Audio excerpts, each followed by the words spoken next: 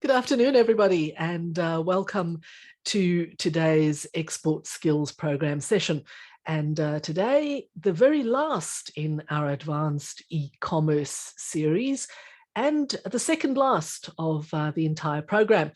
And today, we're going to talk data. I'm Collins Rex. I'm a director with the Global Trade Professionals Alliance, and the GTPA is an organisation that cultivates international standards within the industry. Our aim is to create a trade environment that is both inclusive and trusted by all. And the GTPA has partnered with Global Victoria to deliver this comprehensive export skills program. Now, as I mentioned, this is the last in the e-commerce module, but we do have one other to come after today, and that is a doing business in MENA. So you're more than welcome to still follow the link and register for that last session. I just draw your attention to the disclaimer on the screen. And as always, today's webinar is being recorded. I begin today by acknowledging the traditional custodians of the land on which we meet, which for me is the land of the Wurundjeri people of the Kulin Nation. And I pay my respects to elders past, present and emerging. And I extend that respect to all Aboriginal and Torres Strait Islanders peoples who may be joining us on today's webinar. So as I mentioned, and as most of you know by now, I am Collins Rex, and I will be your presenter for today. So let's talk data, shall we? Today, we're going to cover off the importance of data, the sorts of data that we're going to measure, and you can see a whole list of them there. And then finally, we're going to focus on a few measurement tools that you might choose to employ to measure your own data. Today, of course, the final session in what has been a 10 series or 10 event series of webinars. And it really is great to see so many of you online today who have been with us since the start of this series. So let's look at the importance of data. If you are going to be serious and make your e-commerce business really successful, you really do need to have a handle on every aspect of the operation. And that includes marketing and sales, customer profiles, and the user experience of your website. If you don't have accurate data, it's impossible for you to assess the success of your marketing strategy or your advertising campaigns. You won't know which products are performing or indeed underperforming. You won't know if your pricing model is the right one, and any number of issues. You essentially will be doing business in the dark. So it is crucial to measure and not guess. And in order to do that, you're going to have to determine meaningful metrics for your own business and then tie these to your KPIs. So the difference between KPIs and metrics, of course, track your business progress, whereas KPIs are metrics, but these are metrics that show how effective you are at achieving your goals. KPIs are goal-oriented, and they use metrics to measure how close or how far away you are from reaching those goals. So all KPIs are metrics, but not all metrics are KPI. When you are putting together those KPIs, it is important that you leverage the SMART approach. So just to recap, SMART is an abbreviation for specific, which is tracking a highly specific KPI. So if you have traffic coming from multiple sources, data that you pick up from any number of areas, you need to track each of those sources individually. Measurable, ensuring that each metric you track is measurable, since e-commerce analytics can't work on predictions or guesses. So don't choose a metric that is impossible to measure. Actionable. You need to track metrics that allow you to change and improve your e-commerce store by taking specific actions. Relevant, making sure that the data you collect is relevant to the metric that you're tracking, and also, of course, relevant to your own goals. And time sensitive, because making the right adjustments at the right time will allow you to make optimal impact. So how often should you track your metrics? Well, there are a number of different kinds of metrics, and you're not going to track all of them at the same level or indeed the same frequency. So weekly, these are the metrics that ensure that your business is running well, like website traffic, social media engagement, purchases related to limited time promotional offers and the like. So if you've put an offer in the market, it really is important to know how that offer is tracking, whether it's working or not, how many people might be clicking on the link, but not actually taking up the offer and so forth. And that you need to do frequently. If you have a metric with a large sample size, checking it twice a month is perfectly fine. So here we're talking about things like average order value or the cost per acquisition. Monthly metrics are those that you track if you want to discern some kind of pattern. If you measure pattern metrics too frequently, you can't see the pattern.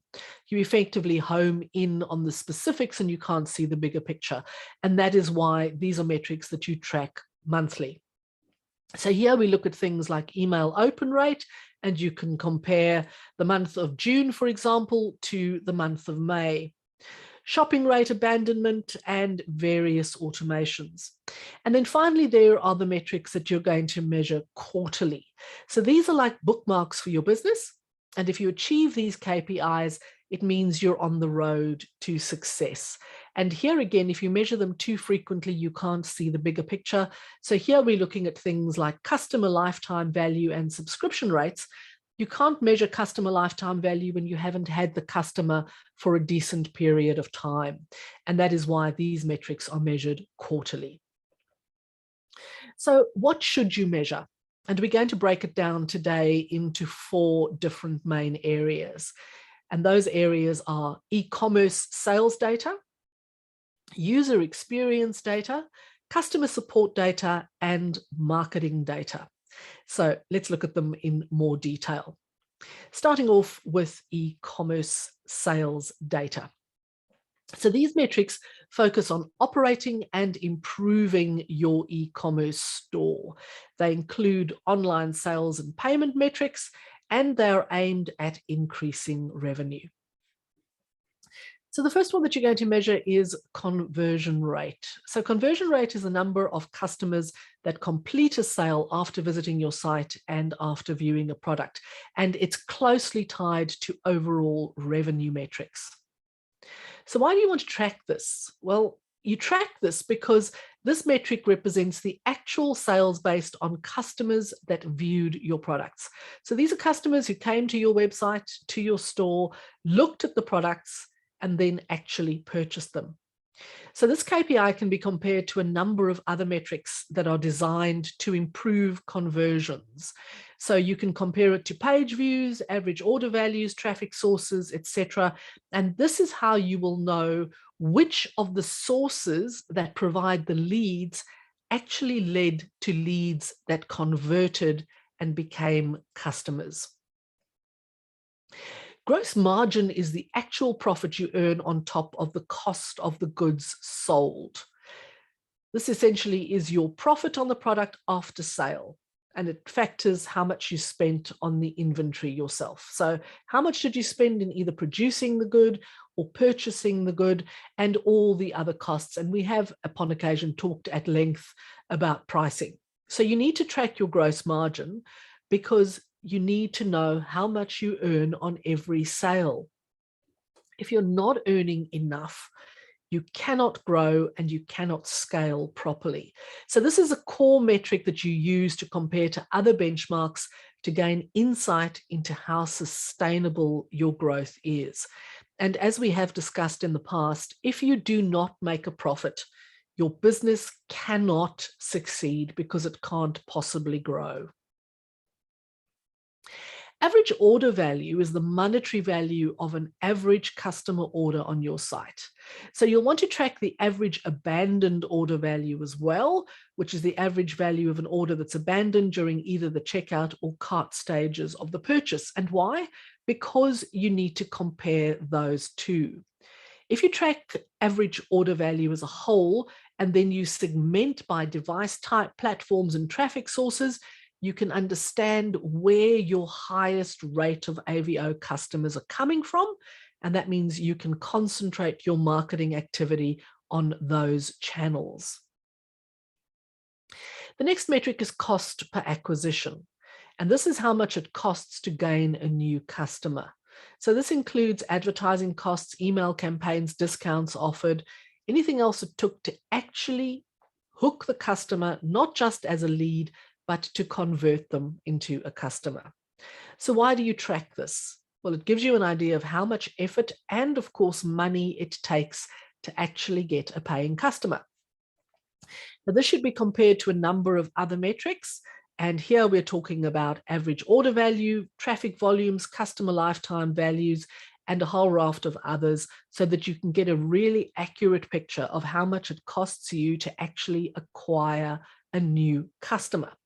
And as we know from previous sessions, it is becoming more and more expensive to catch a new customer, which is why it's really important that you're not just tracking new customers, but in time, and we'll be getting to that in a moment, you also track that customer lifetime value, because once you've got them and you know how much it costs to get them, you really do want to be hanging on to them. Cart abandonment rate is a really important metric. This is the percentage of customers that add an item to a cart and then walk away, essentially. So it's the number of items added to the cart, the value of items added to the cart, and how long they spent on the shopping exercise before they actually walked away. So why do you want to track this? This metric gives you insight into how many customers are interested in your products, but then don't proceed to buy. And if you compare this to other metrics, you can develop strategies for reducing abandonment rate and get more customers to convert through to sales. If you don't measure how many abandoned carts you have, which products are being abandoned, at which stage, etc., it's almost impossible to fix a problem that has occurred. Now, hand in hand with the cart abandonment rate is the checkout abandonment rate.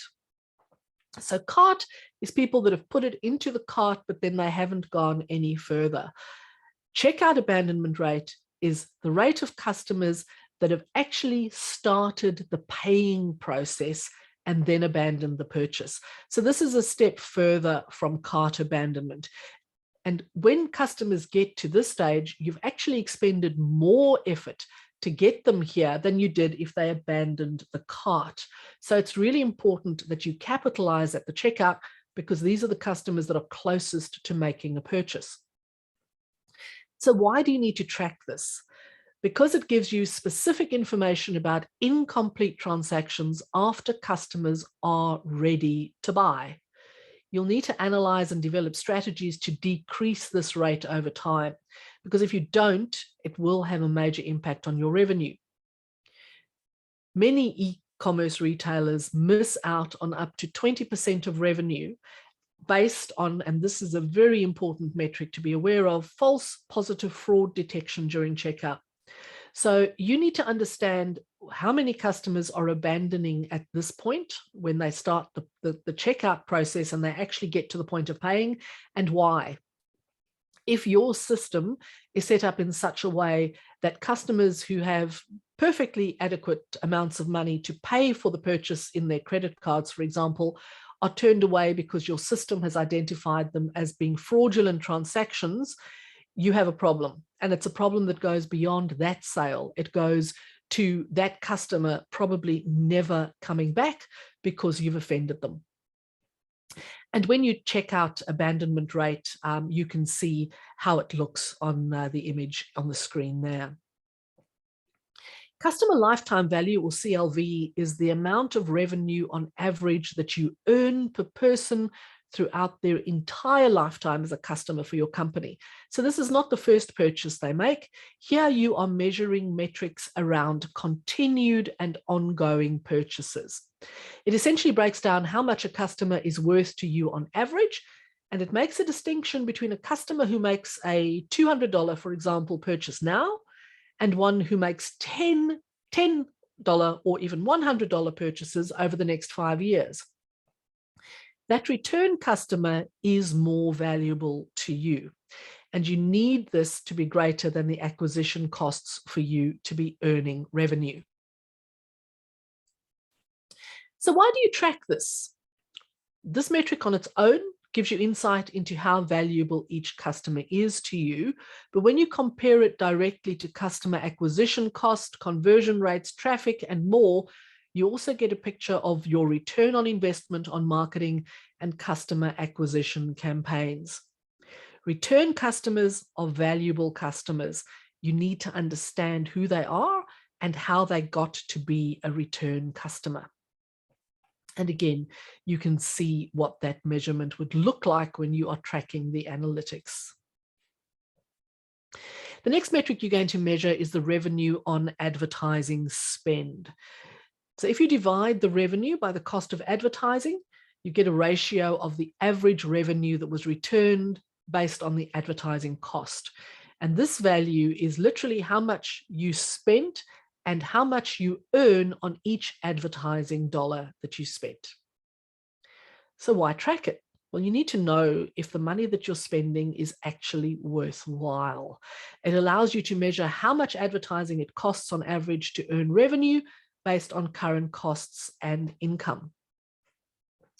Now, in addition to knowing how much it costs you to acquire that customer and how much return you had on the advertising spend, this metric also allows you to adjust your spend over time should you see that you're not getting an adequate return. And that might mean not because your advertising isn't working, it could mean simply that you're not paying enough. You might need to be spending more money to gain more customers, and that's why you measure this metric. So having looked at the sales data and everything that you need to measure to determine what you sell, how you sell, and where it comes from, it's also really important to measure the user experience data. So in the case of UX data, these metrics focus on how the customer uses and engages with your product, the performance and the speed of your service, perfecting your service across device types and multiple platforms, and measuring site traffic. So when we look at device type, it's really important for you to know where your customers are coming from in terms of which devices they are using to access your store. You need to segment your e-commerce analytics by device type because that lets you understand which devices are being used more frequently and also which devices are more successful in converting customers. That will enable you to tailor your site's UX to each device type. So why do you track this? Industry benchmarks for device type is where you're going to start. And then you will build optimized experiences for each platform. You really do need to be consistent across all your devices. But of course, you also need to test performance on different devices, whether it be mobile, whether it be web, whether it be tablet. If you do that, you will understand where your customers are purchasing and how, and which of the devices is working most efficiently. If you ignore this metric, you might be positioning your entire site around mobile devices, for example, when actually your customers are really coming to you from desktops and vice versa. You do need to understand that.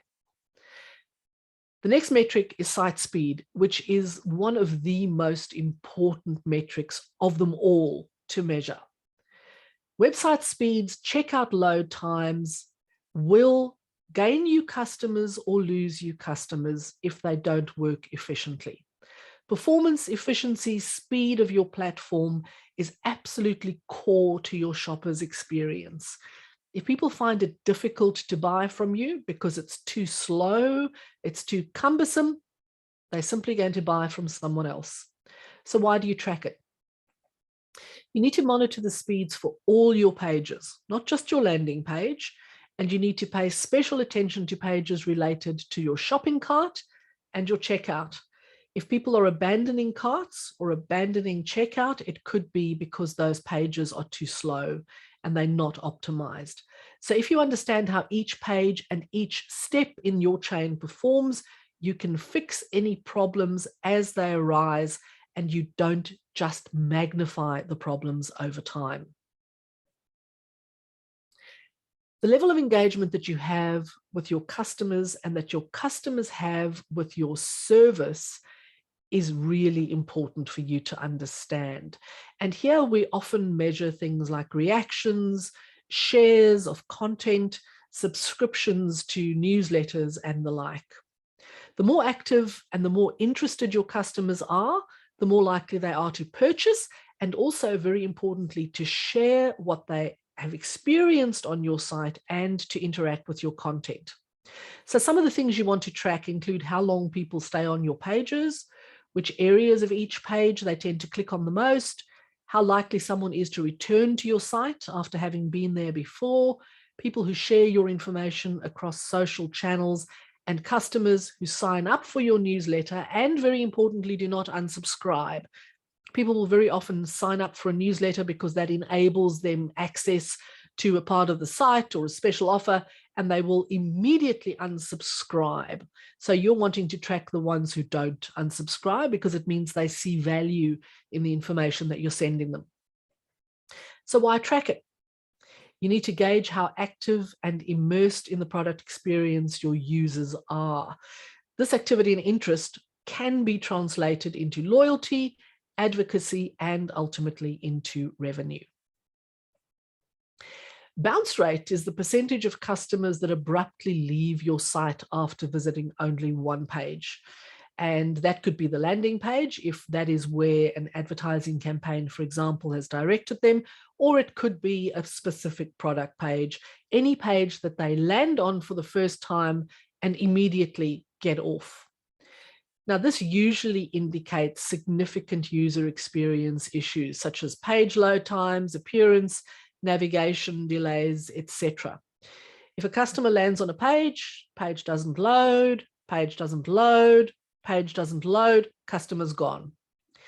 And if they land on a page and then they can't figure out where to go to find information about how to purchase or where to find products or services, they've gone too.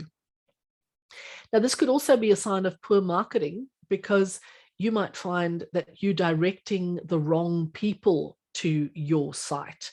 You might be aiming your marketing at an older demographic, or you think you are, but the people who land on your site are a lot younger than you anticipated. They get there and they see products that are completely irrelevant to them and they're gone. And of course, the opposite is true too. So why do you track this? You use the bounce rate to motivate improvements in the stickiness of your website or your app. You need to test and you need to develop strategies to reduce the bounce rate. And this way, you will get more customers interested in your products, you will create loyalty, and you will ultimately lead them to purchase. You can only do that if you understand who bounces, and then you compare it to other metrics to understand why. And there you can see what bounce rate looks like. Now, the next set of metrics that you're going to measure is customer support and satisfaction. These metrics focus on what support methods customers require. So do they need direct access to customer service? Do they need access to 24/7 chat through a chat box, etc.? You're also going to measure best practices for when to connect users to support and capturing useful feedback about your platform so that you can continuously improve. And as you can see in the image there, a satisfied customer is the best business strategy of all. So the first thing you're going to measure is customer survey results and feedback. You need to use customer surveys regularly if you're going to get consistent feedback. Run surveys to get feedback after things like site upgrades, major changes to the site, new features to your site, new products that you've introduced, a completely different layout, etc. So tell your customers, you may have noticed our site looks a bit different these days. We'd really like to get your experience about this site. Customers willing to leave feedback is a really good gauge of customer interest in your site and your products. Customers will sometimes give you feedback in the hope that a service will be improved, for example. So if a customer has gone to your website and found the experience completely satisfactory, they're not likely to give you feedback. If they found it unsatisfactory or there was a huge problem, they're far more likely to give you feedback. If you track that feedback, you can improve your site and your experience to make sure that that customer and others come back. Listen to your users and work all of the feedback into the plans you have for site updates. We've already talked about the importance of social revenue. You want to know what your customers think of your products and your services, and you want to share the good stuff with the world. So reviews on a product page can mean the difference between a purchase and an abandoned cart. If you have product reviews on your own site, that's really the preferred option, because shoppers are far more likely to believe other consumers than they are you when it comes to how good a product is. But third-party review sites can also work. So why do you track this? Tracking customer reviews is a really great way to get an unfiltered and honest picture of how customers view your products.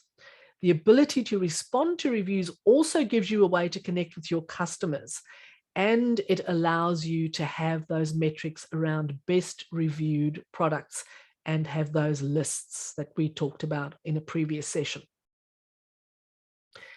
Your customers are going to reach out to you.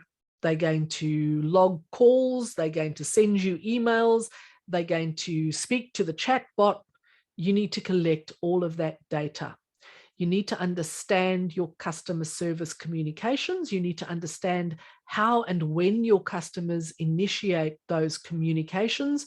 And then you need to segment it into calls, chats, emails, and any other avenues that you make available to your customers. Tracking customer support analytics gives you information about how many customers are having problems and how they interact with you when they have those problems. So if you know which channels they use most, you can make those more efficient and you can make the others better so that you can give them more than one channel to reach you. Also analyze the reasons for their complaints in detail so that you can make improvements by taking that feedback on board. If a customer has a problem, they are going to interact with you, and you are essentially going to track average ticket resolution time, or as it's referred to, a service level agreement in the e-commerce world. You need to track both the average SLA and the average time from ticket creation to resolution. So from the time a customer comes to you with a complaint to the time you've solved the issue, how long does that take? The longer it takes for a shopper to have his or her problem resolved, the less likely they are to become a repeat customer. If you reduce the average response time, it means that first-time customers are likely to become repeat customers, and repeat customers are likely to remain loyal. Customer support has to be prioritized so that your customers can access information when they need it, where they need it, and get back to buying. The better you are at this process and the better you are at understanding how it works, the better you will be at retaining your customers. And now let's look at some of those all-important marketing metrics. So here we're looking at things like website traffic, methods of customer engagement, and brand exposure. The first metric is traffic source. You need to understand the main channels by which customers find you, and that way you can hone your marketing and advertising efforts and home in on those channels. And here we're looking at paid advertising, for example, organic searches, referrals, direct landing on your site, and any number of others, including from social media. If you know where your customers are coming from and how much revenue comes from each source, and remember at the start we talked about tracking revenue per source, that way you can capitalize on your best channels. If a channel is particularly effective, that's where you're going to concentrate. Ones that aren't particularly effective, you might eliminate altogether, or at the very least, you might minimize your efforts. Don't waste time and energy on the lowest traffic generating sources. Now, site traffic is a measure of activity on your website, and it's measured in visitors or users and times spent visiting the site for sessions.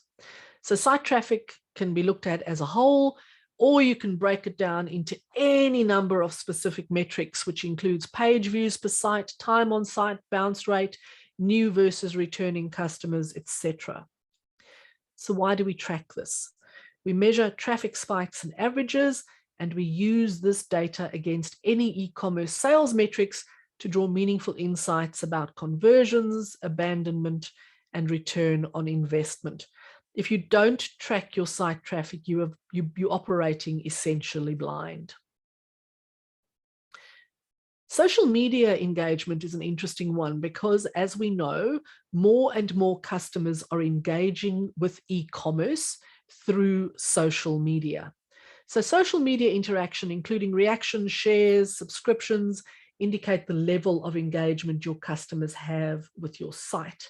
And they also give you a direct line of communication, both you with your customer and your customer with you. Your customer may not have a way to leave a product review on your website, but they can through your Facebook page, for example. This way, they can communicate directly with you and you can respond directly to that particular customer. So why do you want to track this? You want to track it because if you listen closely, you can make product improvements. You can use exchanges to develop relationships with your customers. Your customers become more loyal and your customers eventually speak on your behalf to other customers. If you track the success of your social media campaigns in terms of exposure, reactions, shares, and subscriptions, you can develop a far better social media strategy and you will consequently drive traction to your brand. Valid email collection rate is also an important one. So just as we've talked about customers who subscribe to a newsletter and then immediately unsubscribe, you need to track the ones who don't because you know that they're engaged. So the number of valid emails you're able to capture is really helpful to help you understand how many customers are interested in your service and willing to provide a valid method of communication. And then you can further break it down by how many give you a valid email of their phones, how many give you a valid email on your desktop, etc. And where are they prepared to do that? Is it right at the start when they first land and you have a registration page? Or is it right at the end when they're prepared to give you this information so that they can check out?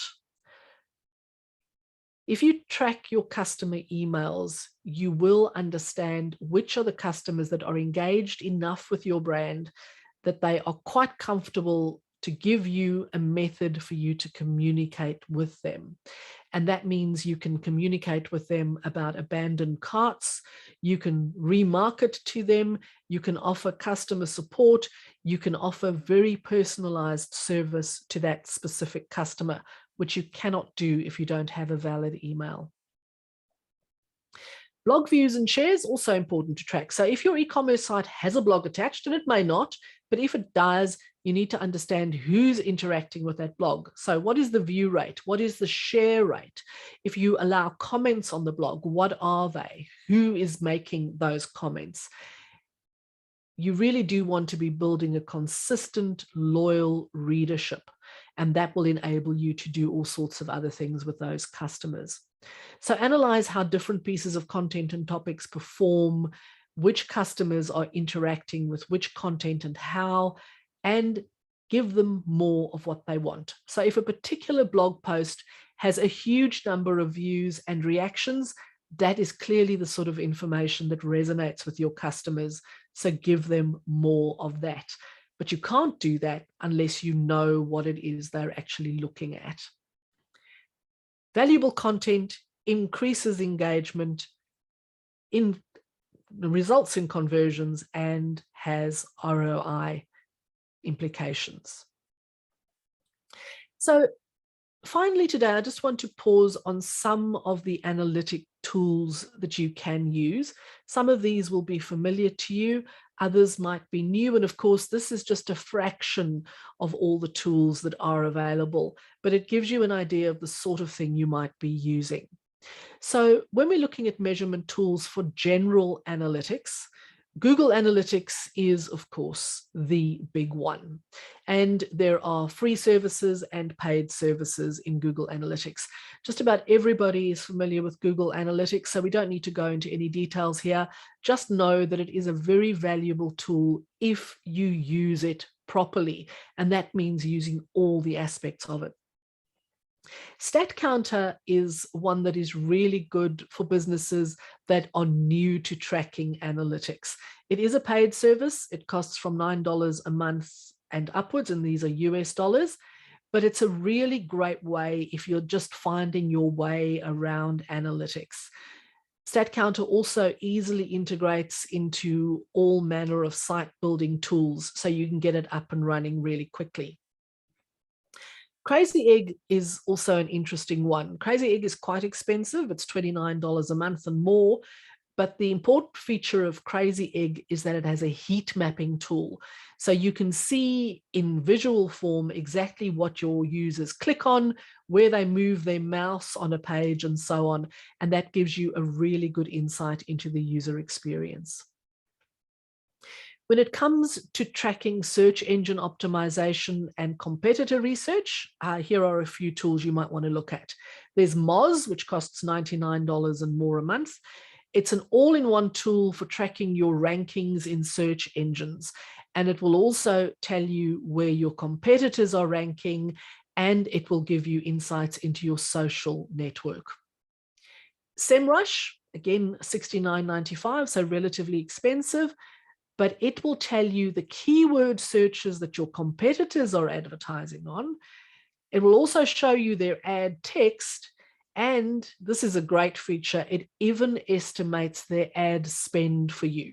So you get some really detailed, granular insights into your competition.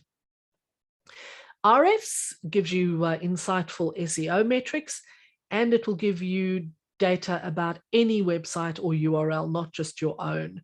And it will give you the entire domain rating or a specific page rating that you are. And then it'll also give you details of the backlinks, referring domains, and organic traffic, which of course is very important for your own website, but also important for you to understand where the traffic to your competitor websites are coming from. If you want to optimize your site, and we've already determined that optimization is really important, you can look at some of the tools like Convert. Convert is expensive. It costs $599 a month, but it does let you make changes to your site and then test which version, the old one or the new one, is better. And of course, you can tie this to your KPIs and your business goals. You might not want to subscribe for a long period of time, but if you are making substantial changes, you might want to consider this. And then there's also Google Optimize. Google Optimize has a free service and a paid service, and it will let you see how two different versions of a website perform. And again, you can then decide how to optimize your site based on the feedback that you get. Social metrics, of course, very important to measure. As we know, social media becoming more and more prevalent when people are making their purchasing decisions. So just two that I'm focusing on here, both of which are free and both of which you will be familiar with and may already be using. But if you're not, understand that you can, irrespective of whether you're advertising. In the case of Twitter Analytics, there's a whole suite of different things you can check through the Twitter Analytics. You can see who your followers are, where they're from, what they're interested in. You can even figure out the gender ratio of your followers. And of course, you can analyze your individual tweets. And you don't have to be an advertiser on Twitter in order to use this tool. When you use it, it will ask you to advertise. You can just ignore that and use the tool anyway. Facebook Page Insights, also free. So if you do have a Facebook page for your business, and if you're selling B2C, you almost certainly do, then the built-in Facebook page insights will give you a really detailed analysis of your posts. So who are you reaching, who's liking them, how your Facebook performance is trending over time, etc. So also a very powerful tool inbuilt in Facebook. You don't need to do anything other than just activate it. And that brings us to the end of today's session and also the end of our advanced e-commerce module. If there are any questions, feel free to type them in the chat box and I'll take them now. And as always, of course, you can send me any questions after the fact, or if you would like a copy of today's deck, feel free to email me, and you can see my email on the screen if you don't already have it. And as I mentioned, there is only one session after today still to come in the Export Skills program. So if you're interested in doing business in MENA, in the Middle East and Africa, North Africa, then feel free to follow the link and register for that session, which is coming up on Monday afternoon. Doesn't look as if we have any questions. As I say, you are more than welcome to type them in the chat box if you do have any. But if there are no questions, all that remains then is for me to say thank you everyone for your attention over the last many weeks. This is webinar number 10 in this particular module. We've been at it since the 21st of April. It was the first of the modules to launch, and it is almost the last one to end. So thanks everyone for your time and your attention. It's been a pleasure to have your company, and go off and do some fabulous e-commerce business. Goodbye.